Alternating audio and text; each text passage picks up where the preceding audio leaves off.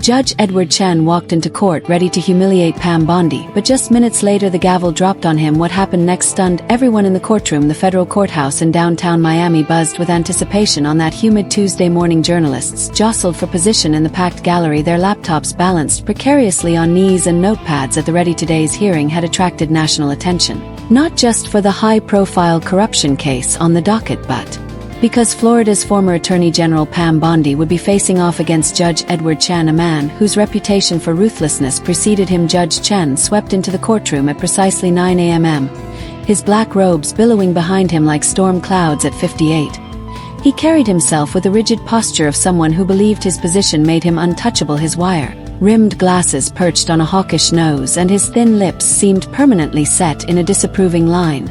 "All rise," called the bailiff, his voice echoing through the suddenly silent room as the proceedings began. Pam Bondi, immaculate in a tailored navy suit, approached the podium. Before she could speak, Judge Chen's voice cut through the air like a scythe. "Ms. Bondi, I see you're representing the defense today. I must say I'm surprised you've taken on such a complex case given your record." His emphasis made the word sound like an insult. Bondi's expression remained neutral, her blonde hair framing a face that betrayed no emotion. "Good morning, Your Honor. Yes, I am lead counsel for the defense." Chen shuffled through papers on his bench, not bothering to look up. "Let's hope you've prepared more thoroughly than in your last appearance in my courtroom. We wouldn't want another embarrassing performance." A ripple of tension spread through the gallery. Everyone present knew of the last case where Chen had repeatedly interrupted Bondi's arguments and denied nearly every motion she filed. What they didn't know was that Bondi had spent the past 6 months preparing for this moment.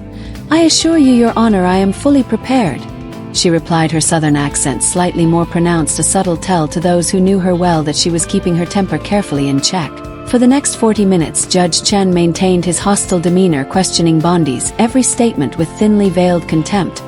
He allowed the prosecution considerable latitude, while restricting Bondi's responses each time she began to build momentum in her defense. He found a way to interrupt or dismiss her points in the gallery. Seasoned court reporters exchanged glances. Chen's behavior crossed the line from merely stern to decidedly unprofessional. Several jurors shifted uncomfortably in their seats, noticing the disparity in treatment throughout it all. Bondi maintained her composure, while lesser attorneys might have crumbled under Chen's relentless pressure. She responded to each barb with respectful but firm replies. Those closest to her could see her occasionally jotting notes on a yellow legal pad, not frantic scribbles of someone overwhelmed, but deliberate, measured documentation. As the morning session neared its conclusion, Judge Chen looked down at Bondi over the rims of his glasses. "We'll recess for lunch, Miss Bondi. I suggest you use the time to reconsider your strategy. At this rate, your client might want to explore a plea deal." Several members of the prosecution team smirked openly. Bondi simply gathered her materials with unhurried precision. "Thank you, Your Honor," she said, her voice carrying just enough volume to be heard clearly throughout the courtroom. "I look forward to continuing after the recess." As Chan rose to leave, he didn't notice Bondi's co-counsel slide a thick manila folder onto their table, a folder stamped with federal markings that hadn't been there when the session began. Nor did he notice the tall, stern-faced woman who had slipped into the back row during the proceedings, her Department of Justice credentials hanging from a lanyard around her neck. The storm was gathering, but Judge Edward Chen, in his arrogance, couldn't see the clouds when court reconvened after lunch. The air in the room seemed heavier, charged with unspoken tension. Judge Chen returned to the bench with the same imperial bearing, but now there was something almost theatrical about his disdain. The gallery had grown during the break, word having spread about the morning's contentious proceedings. "Ms. Bondi," Chen began without preamble, "I've reviewed some of your filings during the break. I must say I'm struggling to follow your legal reasoning. Perhaps you could enlighten us with your unique interpretation of precedent." A few members of the prosecution chuckled openly. One whispered something to his colleague, who covered her mouth to stifle a laugh. Bondi stood smoothing her jacket. "I'd be happy to elaborate, Your Honor. The precedent established in Harrison versus Miller clearly supports our position that Harrison versus Miller." Chan interrupted, his voice dripping with condescension. "Really, Miss Bondi, that case was effectively gutted by the 11th Circuit just last year. I would have expected a former state attorney general to keep up with current jurisprudence." In fact, Chen's assessment was incorrect. The case he was thinking of was Harris vs. Millbrook, an entirely different matter. The mistake was glaring to any competent attorney in the room. But before Bondi could clarify, Chen continued his public dressing down. "Perhaps in Florida the standards for legal argument are more flexible," he said, prompting more barely concealed laughter. "But in my courtroom, I expect counsel to come armed with more than charm and political connections." Several reporters furiously typed on their laptops, capturing every word of the judge's Inappropriate commentary in the jury box. The jurors' expressions ranged from uncomfortable to openly disapproving. Your Honor, Bondi replied evenly. If I may direct the court's attention to the supplementary brief we filed, page 17 outlines the distinction between Harrison v.D.S. Miller and the case you may be referring to. Chen waved his hand dismissively. Miss Bondi, I've been on the bench for 22 years. I don't need a refresher on case law from someone whose legal career has been more about press conferences than precedent. This time the mockery crossed the line so blatant that even some of the prosecution team looked uncomfortable. The Department of Justice observer in the back row was now taking notes with focused intensity throughout the brutal exchange. Bondi maintained a calm demeanor that contrasted sharply with Chen's increasingly unprofessional behavior. She methodically documented each inappropriate comment, each procedural overreach. Her legal pad now contained a detailed chronology of judicial misconduct that would make any appellate court raise serious questions. Your Honor, she said after a particularly cutting remark, may I request that my objection to the court's characterization be noted in the record. Note whatever you wish, Miss Bondi. It won't change the weakness of your case. Chen looked around the courtroom, clearly playing to the audience. In my experience, when attorneys start objecting to the court's tone, it usually means they've run out of substantive arguments. More smirks, more sidelong glances, but now there was something else in the room, a shifting current of sympathy toward Bondi and growing discomfort with Chen's behavior. During a brief sidebar discussion with both counsels, Chen leaned in close to Bondi, his voice low but still audible to those nearby. You're out of your depth here, counselor. Always have been. Your reputation won't save you in my courtroom. As they returned to their positions, Bondi's co-counsel slid another document across the table to her.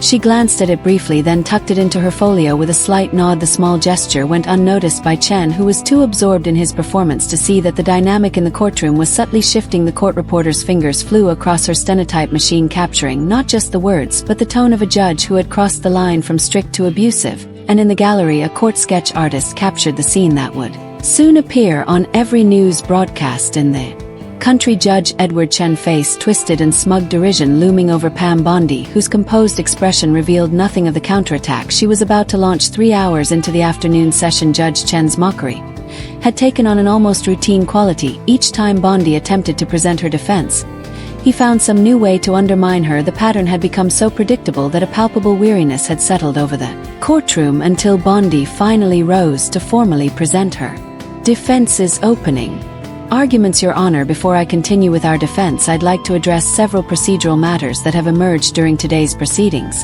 She began, her voice taking on a new clarity and strength. Chen sighed theatrically. Miss Bondi, we've already wasted enough time on procedural complaints unless there's something substantive.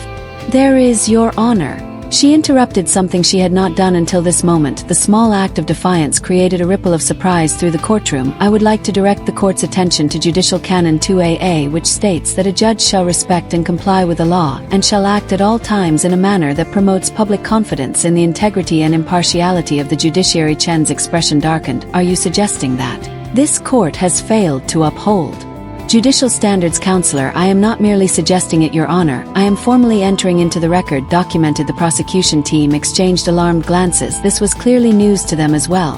And what specifically did this surveillance reveal regarding the current case? Bondi asked. Rivera removed a document from his portfolio. We have documented 7 separate meetings between Judge Chen and Maxwell Harrington, the CEO of Gulfstream Industries, the primary beneficiary should the defendant in this case be convicted. Bondi approached the evidence cart and removed a thick binder. Your Honor, I'm entering into evidence transcripts of recorded conversations between you and Mr. Harrington in which you discuss, and I quote, ensuring the right outcome in this trial. She distributed copies to the clerk, the prosecution, and placed one before the judge himself. Chen's face had gone from pale to ashen as he stared at the transcripts before him. Additionally, Bondi continued, we have evidence of substantial deposits made to an offshore account linked to Your Honor, each deposit occurring within 48 hours of significant rulings favorable to Free Industries or its subsidiaries. The lead prosecutor stood abruptly. Your Honor, the government had no knowledge of these allegations. We request an immediate sidebar. Chen seemed momentarily paralyzed, his eyes locked on the financial records now being distributed throughout the courtroom. Bank statements, wire transfers, and shell company documentations formed a paper trail that led directly to his chambers. From the back of the courtroom, the Department of Justice observer had been joined by 3 more individuals, all wearing the unmistakable earpieces of federal agents. They watched the proceedings with calculated intensity, their presence adding another layer of tension to the already charged atmosphere. Furthermore, Bondi said, her voice carrying clearly through the stunned silence, We have evidence that Your Honor deliberately suppressed exculpatory evidence in 3 previous cases, resulting in wrongful convictions that financially benefited Gulf Ram Industries and their affiliates. She gestured to her co-counsel, who activated a laptop connected to the courtroom's display system. Email exchanges between Chen and various parties appeared on screen, their contents clearly showing judicial misconduct of the highest order. These communications were obtained through legal federal warrants as part of an ongoing corruption investigation, Bondi explained, addressing not just the court but the reporters frantically taking notes in the gallery. The jurors, who had been watching with increasing disbelief, now stared openly at Judge Chen. One older woman in the jury box slowly shook her head, her expression a mixture of disgust and disappointment. Chen finally found his voice, though it had lost all its previous authority. This is outrageous. These allegations are completely documented, verified, and corroborated by multiple sources, Bondi finished for him. And there's more, Your Honor. She nodded to Agent Rivera, who produced a sealed envelope and handed it to the court clerk. This contains a formal request from the Department of Justice for an emergency suspension of these proceedings pending a full investigation into judicial misconduct. As the clerk delivered the envelope to Chen, the judge's hands visibly trembled. The courtroom, packed to capacity, held its collective breath as the carefully constructed facade of judicial propriety crumbled before their eyes. Judge Chen fumbled with the Department of Justice envelope, his fingers clumsy as he tore it open. The courtroom remained in a state of suspended animation. No one moved, few even seemed to breathe as the judge scanned the document, his face, previously ashen, now flushed with a mottled crimson that crept up from his collar. This is procedurally irregular," he stammered, reaching for the gavel as if its familiar weight might anchor him. "These allegations should have been filed through proper channels, not sprung in open court as some sort of publicity stunt." Pam Bondi remained standing, her posture relaxed but alert. "Your Honor, we attempted to address these concerns through proper channels 3 times over the past 4 months. Each filing mysteriously disappeared from the record. After the 3rd attempt, we were left with no choice but to present our evidence in open court where it could be properly documented." She gestured toward the court reporter, whose fingers continued their relentless documentation of every word. "For the record, copies of our previous filings along with delivery confirmations are included in evidence package B." The lead prosecutor, a veteran litigator named James Moretti, rose to his feet. "Your Honor, in light of these serious allegations, the prosecution requests a recess to confer with the Department of Justice representatives present in the courtroom." Chen's eyes darted to the back of the room, where the number of instances of judicial misconduct that directly impact these proceedings. Bondi's voice remained measured, but there was an unmistakable steel beneath her words. She motioned to her co-counsel, who approached the bench with a thick binder. "This contains a chronological account of today's proceedings, annotated with the relevant judicial canons that we believe have been violated." A hush fell over the courtroom. Even the most seasoned reporters straightened in their seats. "Additionally," Bondi continued, "I'd like to draw attention to certain inconsistencies in Your Honor's handling of this case compared to similar matters before this court." She began methodically outlining disparities in Chen's rulings cases where he had allowed the very same arguments she was presenting when they came from other attorneys. With each example, she cited case numbers, dates, and specific rulings, demonstrating a pattern that went beyond mere strictness into the territory of clear bias. The color gradually drained from Chen's face as he realized Bondi had been documenting his behavior, not just today but over months of preparation. His research team had compiled a damning record of inconsistent rulings that suggested his hostility toward Bondi was personal rather than procedural. "Miss Bondi," he said, attempting to regain control, "this court will not entertain unfounded accusations against."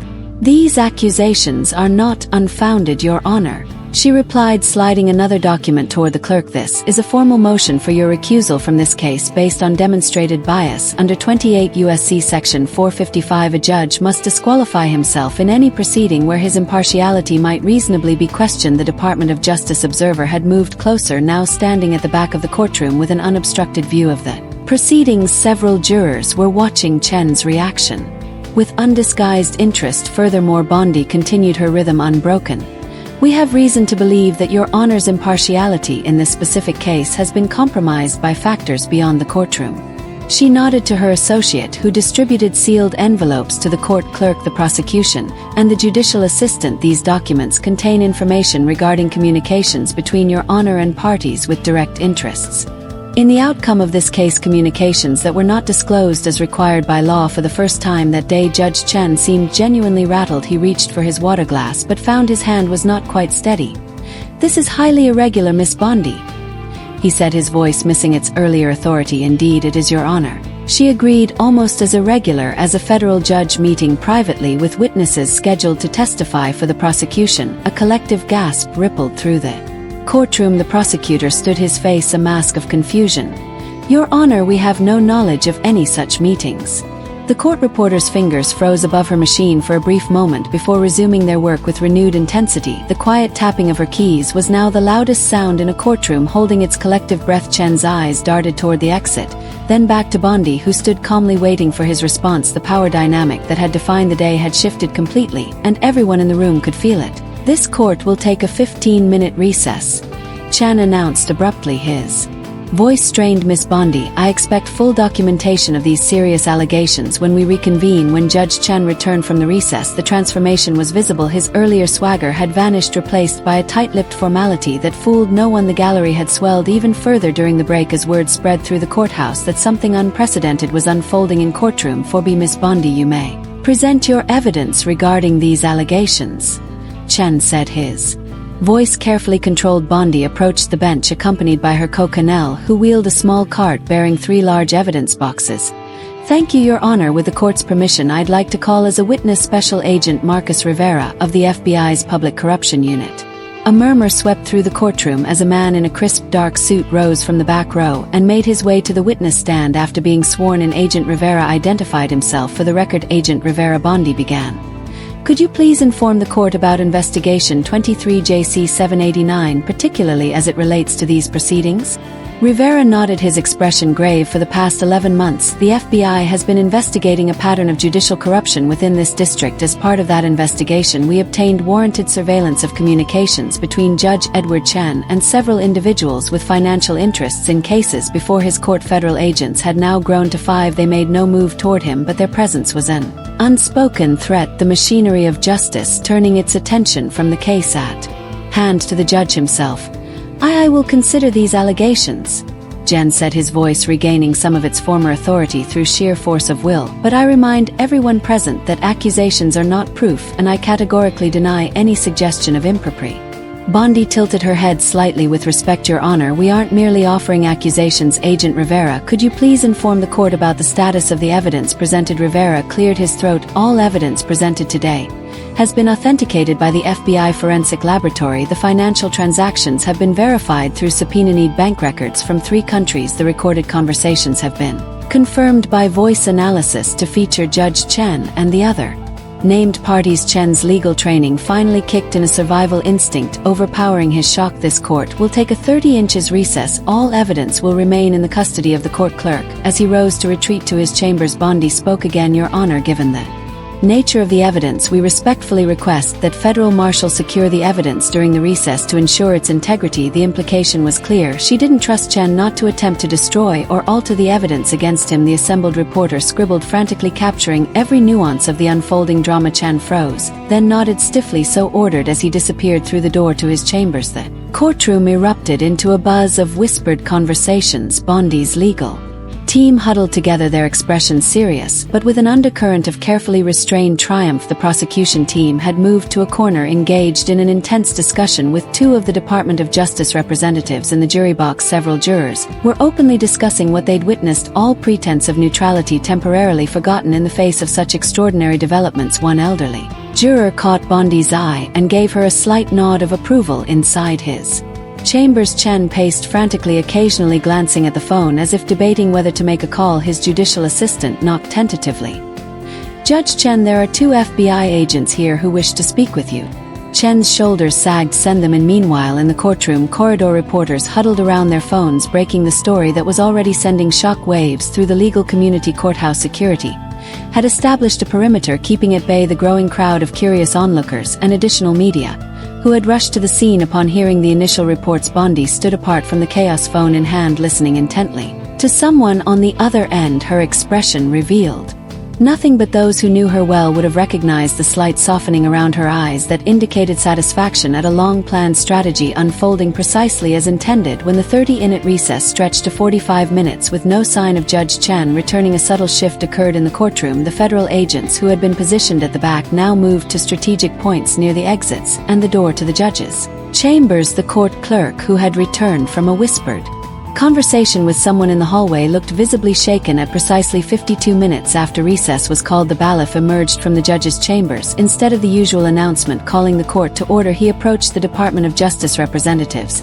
and engaged in a brief intense conversation. One of the agents nodded and pulled out his phone, stepping into the hallway to make a call. Pam Bondi observed these movements with the calculated awareness of someone who had choreographed much of what was unfolding. When her co-consul leaned over to whisper something, she gave the slightest shake of her head, a signal to wait. 5 minutes later, the doors at the back of the courtroom swung open. A woman in a tailored charcoal suit entered, flanked by 2 U.S. Marshals. She strode purposefully to the front of the courtroom, her credentials identifying her as Deputy Director Lauren Vasquez of the Department of Justice's Public Integrity Section. "Ladies and gentlemen," she announced, her voice cutting through the murmurs that had filled the room, "I am here to inform you that Judge Edward Chen is currently being detained pending formal charges of judicial corruption, obstruction of justice, bribery, and racketeering under the RICO Act." The courtroom erupted in shocked exclamations. Several reporters bolted for the doors, racing to be the first to break the expanded story. Furthermore, Vasquez continued, "When the noise had subsided, by order of the Chief Judge of the 11th Circuit Court of Appeals, these proceedings are hereby suspended. The defendant's case will be reassigned to a different judge, and a full review of all cases presided over by Judge Chen in the past 5 years will be conducted." She turned to address the jury directly.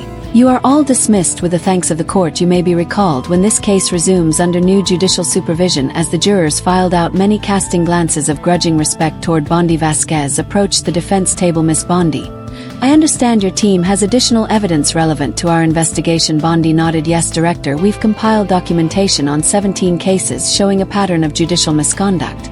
My office will provide complete cooperation with your investigation." The lead prosecutor Moretti joined them, his expression grave. "Director Vasquez, I want to state for the record that the prosecution had no knowledge of Judge Chen's activities. We'll be conducting our own internal review to ensure the integrity of our cases." "I understand, Mr. Moretti," Vasquez replied. "For now, I suggest both legal teams prepare for a complete restart of these proceedings once a new judge is assigned." A commotion at the door to the judge's chambers drew everyone's attention. 2 U.S. Marshals emerged, Judge Chen between them. The transformation was shocking. The imperious figure who had dominated the courtroom hours earlier now looked diminished, almost frail. His hands were secured in front of him with stainless steel handcuffs that gleamed under the fluorescent lights. Chen's eyes, vacant with shock, briefly met Bondi's as he was led toward the side exit reserved for prisoner transfers. In that moment of silent communication, understanding dawned in his expression, the realization that his downfall had been orchestrated not through luck or circumstance, but through the patient, methodical work of the woman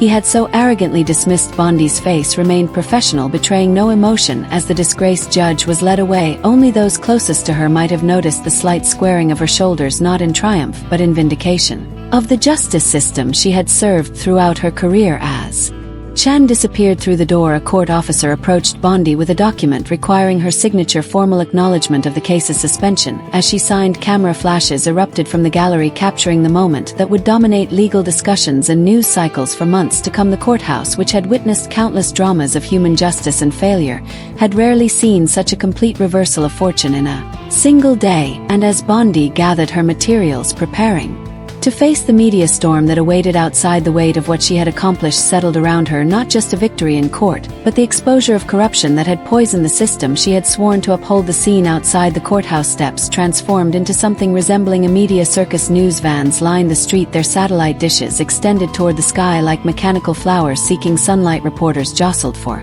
position, microphones extended, camera operators angling for the best shot of what everyone knew would be the day's defining image. They didn't have to wait long. 20 minutes after the proceedings were suspended, the side door of the courthouse opened. 2 U.S. Marshals emerged, flanking Judge Edward Chen. In the harsh Florida sunlight, the handcuffs binding his wrists caught the light, sending prism-like reflections dancing across the white stone steps. Chen's face was a study in disbelief, the expression of a man whose world had imploded in the space of a few hours. His normally immaculate appearance had crumbled, his tie hung askew and a thin sheen of sweat glistened on his forehead. Despite the CUSA's air conditioning, the marshals guided him firmly toward the waiting black SUV, navigating through the shouted questions and the blinding flashes of cameras. "Judge Chen, do you have any response to the corruption charges? Were you working alone, or are other judges involved? Did you target Pam Bondi specifically? Was it personal?" Chen kept his head down, offering No response to the barrage of questions. The man who had begun the day by publicly humiliating an attorney now couldn't muster the courage to face the public scrutiny he had brought upon himself. As the marshals helped Chen into the vehicle, thanks for watching and see you in the next video.